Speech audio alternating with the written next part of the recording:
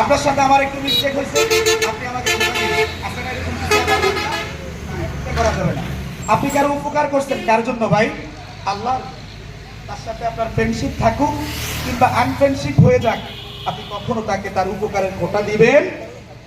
প্রথম নাম্বার হচ্ছে যারা উপকার করে খোটা দেয়। 2 নাম্বার হচ্ছে আমাদের কিছু যুবক ভাইয়েরা আছে, স্টাইল করে হোক যেমনি হোক, টাকনুর নিচে আমরা অনেকেই ফ্যান কিংবা লুঙ্গি পরি। এটা ঠিক না। আল্লাহর হাবিব বলেছেন কিয়ামতের দিন যে সমস্ত যুবকেরা পুরুষেরা টাকনুর নিচে পায়জামা কিংবা লুঙ্গি পরে, আল্লাহ কিয়ামতের দিন তাদের দিকে তাকাবেন না। নাউজুবিল্লাহ বলি। আমরা এটা মোটে নিব, এটা ঠিক না। এটা আল্লাহ পছন্দ করে। এটা দাম্ভিকতার একটা সিম্বল। যারা টাকনুর নিচে পায়জামা কিংবা লুঙ্গি পরে, অহংকারের একটা আলামত। আল্লাহ মাফ করুন। আল্লাহর হাবিব বলেছেন তৃতীয়ত ওই সমস্ত ব্যবসায়ীরা যারা আল্লাহর নামে মিথ্যা শপথ করে তাদের ব্যবসায় লাভবান হওয়ার জন্য। নাউজুবিল্লাহ বলি। এই যে একটু আগে বলছি, আপনি মালটা কিনেন 5000 টাকা দিয়ে, আপনি মিথ্যা আশ্রয় নিলেন, আল্লাহর নামে কসম করলেন যেটা আমার কিনা 5500 টাকা। প্রিয় ভাইরা, আল্লাহ ব্যবসায়ীদেরকে বড্ড ভালোবাসেন। আল্লাহর হাবিব ব্যবসায়ীদেরকে সুসংবাদ দিয়েছেন।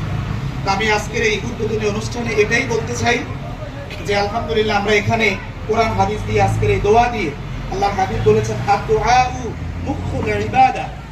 আল্লাহ সেই অনুষ্ঠান, ইভেন সেই বিজনেস, সেই প্রোগ্রামে আল্লাহ বরকত দেন যেই প্রোগ্রামটা শুরু হয় কোরআন দিয়ে, যেই প্রোগ্রামটা শুরু হয় হাদিস দিয়ে। আলহামদুলিল্লাহ আমরা আজকে দোয়া দিয়ে আমরা শুরু করতে পেরেছি।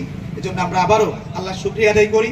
যারাই এই ব্যবসার সাথে ইন্টারন্যাশনাল প্লাস ইভেন্ট ম্যানেজমেন্টের সাথে ইনভলভ, জড়িত, আল্লাহর কাছে আমরা দোয়া করি আজকের এই পবিত্র জুমার দিনে একেবারে দোয়া কবুলের মুহূর্তে।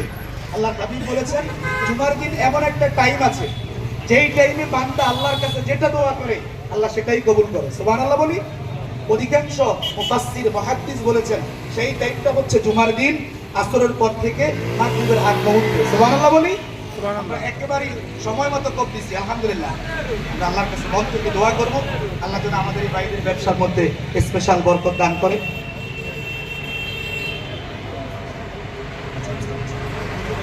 তো প্রিয় ভাইরা, আমাদের এই লক্ষ্মীপুরে আর কোনো গাড়ির শোরুম নাই সম্ভবত, নাকি?